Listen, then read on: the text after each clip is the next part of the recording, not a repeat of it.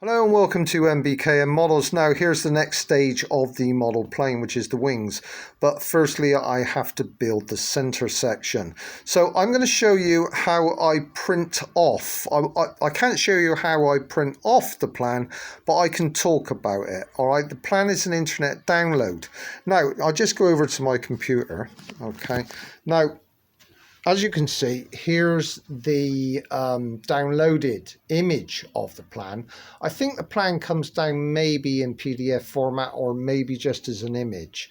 I can't remember because it's a while ago since I downloaded it and I've done a lot of work since.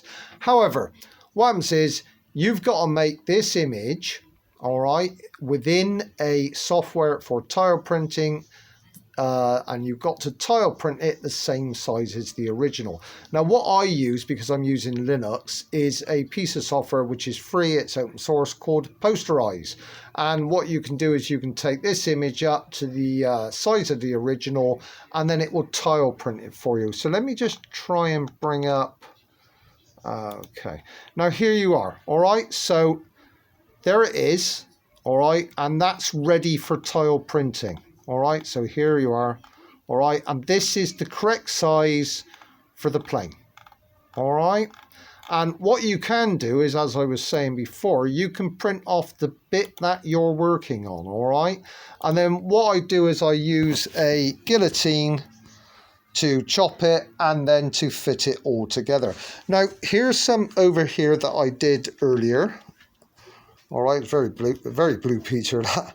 But here's some I did earlier. Now this particular one, I'm going to be cutting them out because it's got the ribs on it for the center section. As you can see, they'll get stuck to a piece of balsa and then I'll cut it out with the Dremel with the disc cutter. But here's another part of the plan which I'll be working on when I've got everything cut out and the front made. All right, so there we are. All right. And there's the plan I was working on for the fuselage. The fuselage is nearly done. I've had a few issues with the forehead, the nose on it, a little bit of bubbling and a little bit of wrinkles on it. So I've been dealing with that this morning. All right. Now, like I said, when you download a plan, I got this from Oz Plans. They're very good, and you get the whole plan. Take some time to think about what you're doing because you've got to tile print this the same size as the original image. All right, now I think I don't use Windows now, you see, I use Linux, and I think that Windows has a tile printing option. I mean, the last time I used Windows was XP, and I'm sure it was there. It was there in 95. I mean, I've been online a long time. But it means you can print this off. Grab yourself a guillotine. You'll get them at any stationers.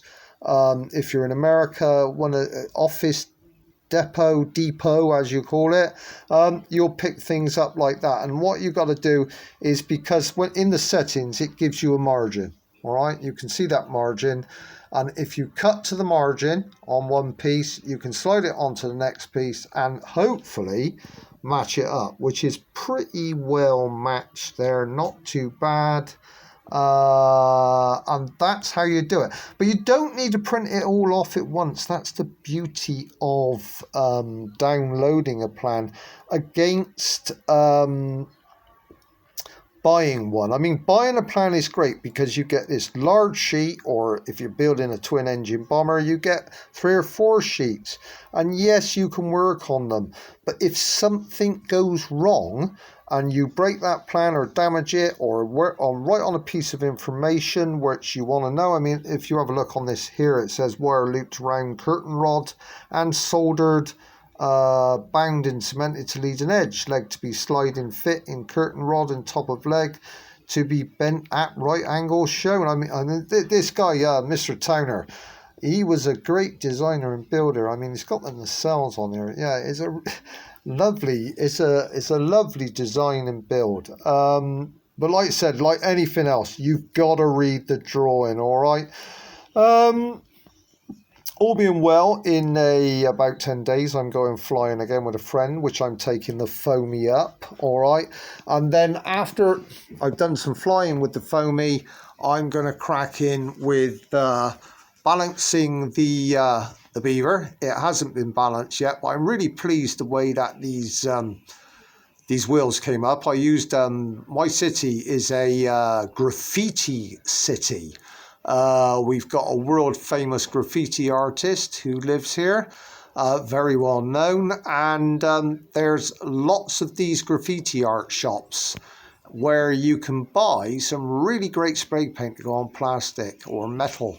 And that blue that is on the wheels and on the nose cone is a graffiti spray, but it needs balancing, and I haven't done it yet. I put slightly bigger prop on it because I didn't feel the 5-inch was enough. So that's a 6-inch prop. I got it off eBay. So for a lot of these small parts, I mean, eBay, AliExpress are very, very good. You got to wait sometimes because it's got to come from China, but generally it all turns up and it's really great. But like I said, let's get back to the Envoy rather than me waffling on about the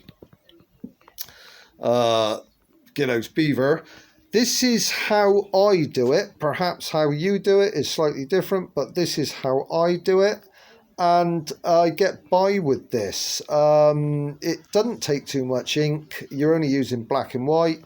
You're not using colour. If you're using colour, I don't know what not sure what you're building there. All right, but this bit is the bit, I say again, this bit is the bit that I will be cutting out, and then it goes onto the wood. I'll stick it onto the wood with Pritt stick. I stick all these pieces of paper. I don't know what, it's called Pritt stick in the UK, but I don't know what it's called. It's like a cylinder and you wind up the bottom, and then this sort of solid glue stick comes out and you rub it on the paper, and it very successfully sticks it together. But I've now got to find my candle, because I really do the time-honored method to not let the wood stick to the paper when you're building it, and I use a candle. Okay, thanks for watching, thanks for listening, and I'll see you all in the next video.